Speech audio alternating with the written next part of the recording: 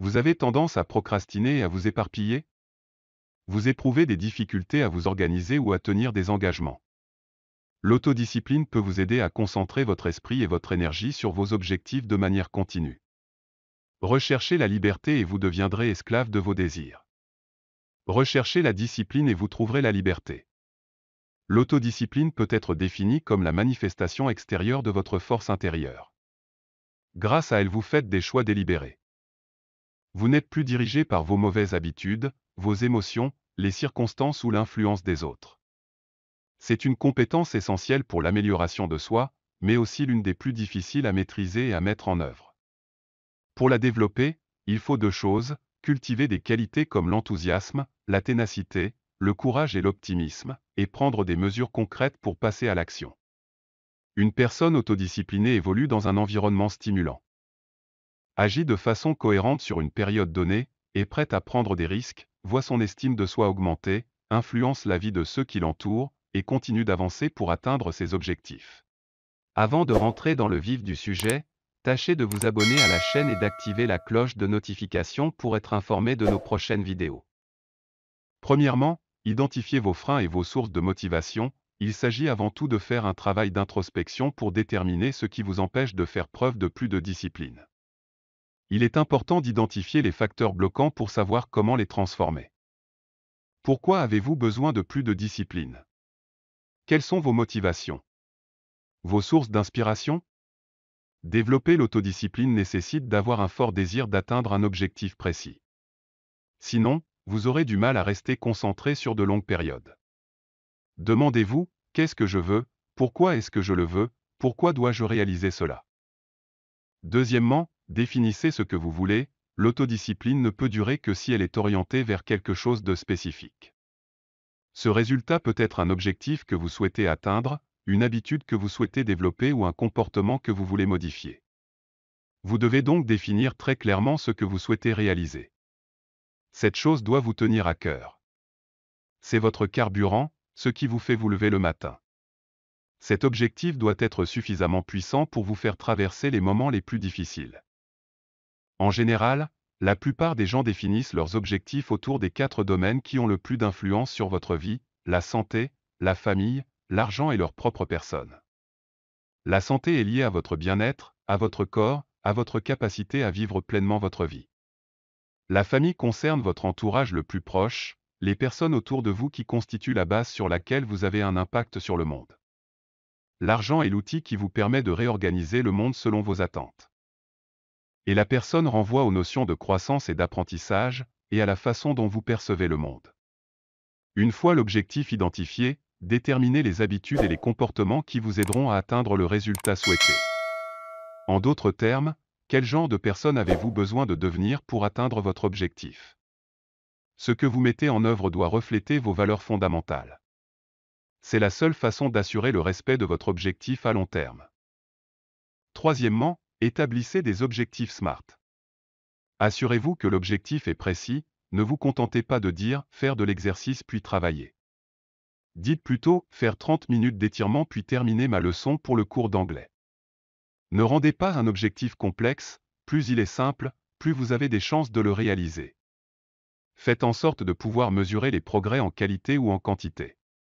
Par exemple, évitez un objectif du type « écrire la première partie d'un nouvel article ». Privilégiez plutôt quelque chose comme « écrire 500 mots d'un nouvel article ». Soyez capable d'atteindre votre objectif. N'envisagez pas de travailler 16 heures par jour pendant un mois, vous n'y arriverez pas. En tout cas pas de façon saine et efficace. L'ambition est essentielle dans la réalisation d'un objectif, mais elle doit être accessible. Évitez de vous lancer dans des choses qui ont très peu de chances de se produire. Choisissez un objectif pertinent et réaliste suffisamment ambitieux pour représenter un défi mais qui ne dépasse pas vos compétences. Sinon il deviendra une source d'anxiété et vous abandonnerez. Délimitez l'objectif dans le temps avec un début et une fin, sinon vous n'en finirez jamais. Si vous n'avez pas atteint votre objectif à la date de fin prévue, rien ne vous empêche d'en fixer une nouvelle. Mais il est important de fixer des limites. Quatrièmement, trouvez des modèles adéquats. La route est longue, et il est facile de se sentir seul lors de ce périple, mais soyez assurés que vous n'êtes pas la première personne à le faire. De nombreux autres sont passés par là avant vous. Après avoir réfléchi aux objectifs, identifiez des modèles, amis, famille, collègues, qui peuvent vous inspirer ou vous aider à les atteindre. Ce sont des personnes qui font ce travail en ce moment ou qui ont atteint leurs objectifs avec succès. De qui pouvez-vous apprendre pour avancer plus efficacement? Prenez le temps de demander à ces personnes comment elles ont acquis leur autodiscipline. Demandez-leur quelles actions spécifiques elles ont mises en place pour obtenir le résultat souhaité. Ensuite, tirez profit de leur expérience, c'est une aide précieuse pour vous accompagner dans votre travail. Inspirez-vous de modèles, lisez à leur sujet, les biographies sont une source précieuse d'informations, regardez leurs interviews. Écoutez leur histoire. S'ils l'ont fait, cela signifie que c'est possible. Donc vous aussi pouvez atteindre la destination. Cinquièmement, développez un plan d'action. Mettez en place un plan d'action pratique pour vous aider à atteindre votre objectif. Décomposez votre objectif en étapes successives plus faciles à gérer.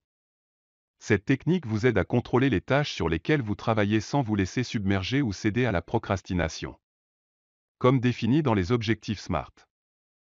Avoir un délai précis vous aide à vous discipliner, car il concentre votre esprit sur une date de fin spécifique pour la réalisation de votre objectif. En gardant à l'esprit cet ultimatum, toutes vos ressources et votre énergie sont canalisées de manière appropriée pour conserver l'élan nécessaire pour mener à bien vos actions. De plus, une date limite donne un sentiment d'urgence, ce qui vous aidera à rester concentré et discipliné sur les tâches à accomplir. Étape 6. Définissez la priorité de vos tâches et activités. L'objectif que vous avez choisi est censé changer votre vie. Le considérer comme une priorité est la chose la plus importante que vous puissiez faire pour le moment. Avant de faire quoi que ce soit, veillez à faire passer en premier les étapes pour atteindre votre objectif. Tout le reste est secondaire. Dans l'autodiscipline, les priorités sont primordiales, car elles aident à donner à votre journée la structure dont vous avez besoin. Lorsque vous établissez efficacement les priorités, vous ne vous demandez plus ce qui doit être fait. Au lieu de cela, vous savez déjà ce qui est le plus important et comment structurer votre journée. Plus vous êtes structuré, moins il y a de décisions à prendre. Avec moins de choix, vous êtes moins susceptible de vous laisser distraire par des tâches et des activités non pertinentes. Étape 7. Suivez vos progrès. L'autodiscipline s'épanouit lorsqu'il est possible de mesurer les progrès accomplis dans la réalisation d'un objectif. Dans ce contexte, il est essentiel de mettre en place un processus pour suivre l'évolution de vos actions. Aidez-vous d'un calendrier ou un journal pour consigner vos progrès. Suivre vos résultats et mesurer efficacement les progrès que vous réalisez contribue à rester motivé et concentré sur les tâches à accomplir.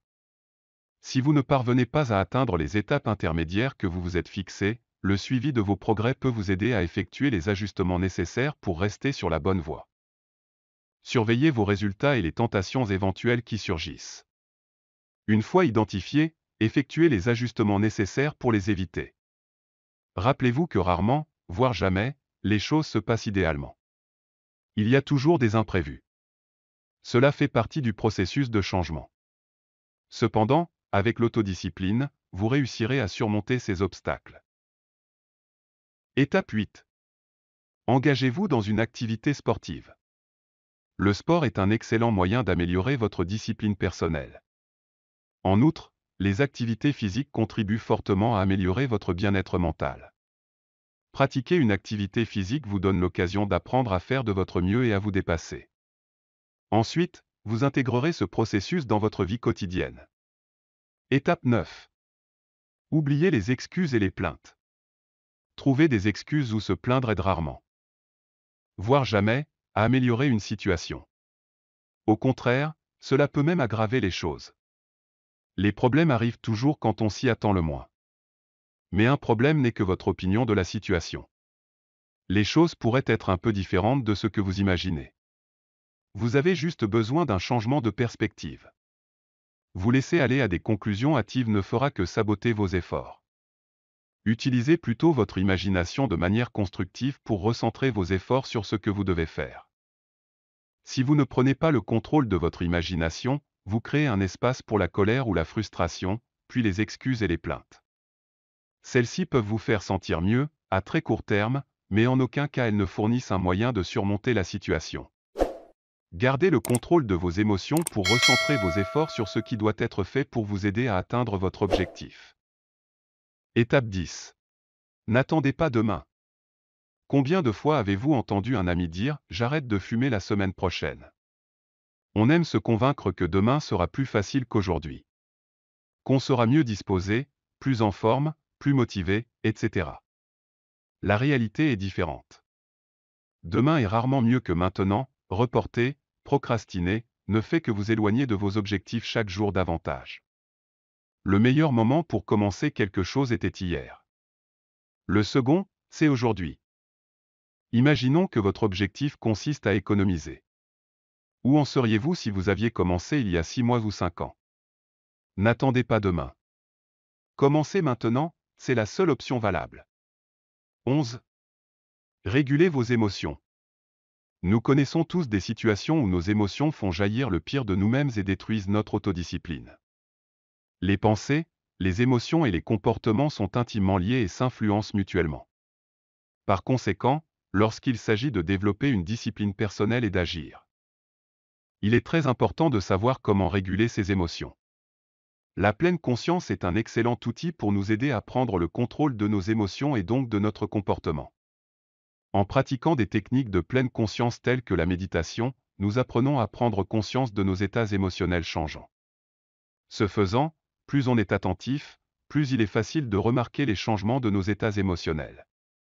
Cette technique, combinée à l'acceptation et au non-jugement, nous donne la capacité de rester au contact de nos émotions sans les laisser nous déborder.